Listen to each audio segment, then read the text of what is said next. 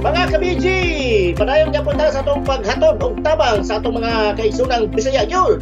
This time, mga donasyon na po alang sa mga biktima sa Bagyong Odette dito sa munisipalidad sa Del Carmen, Surigao del Norte. Atong makauban usad ang atong ka-BG correspondent nga si Henrik Tagalo sa Siargao Island. Take it away, ka-BG Henrik. Basic goods giapud-apud sa mga residente sa Del Carmen, Surigao del Norte. Opisyal na gihatod ang mga donation boxes nga adunay mga original o branded nga mga sanina para sa mga bata o tigulang gikan sa Japanese company na Kuren Logistics Co. Ltd.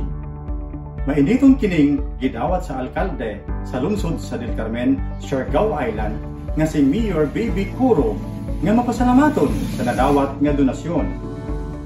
Sumala kang Mayor Curo, importante og mapahimuslan ang mga donasyong sanina sa ilang lungsod, labi na nadaghan gihapon ang nanginahanglan og sanina tungod sa pandaot sa Super Typhoon Odette sa niaging tuig, samtang hinanay nang mibangon sa emosyonal nga aspeto.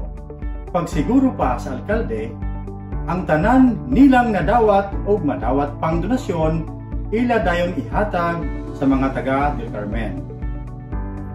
Nagpasalamat usab kini kang ASEC Marvin Gatpayat sa personal sa pagpaabot niini og basic goods sa mga residente sa ngalan ni Secretary Martin Andanar.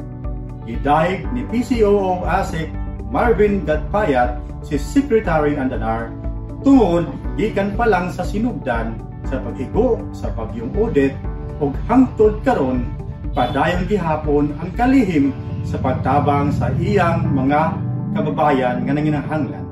Gikan diri sa isla sa Siargao, ako si ka-BG Henrik Tagalo. Back to you, BG Ian.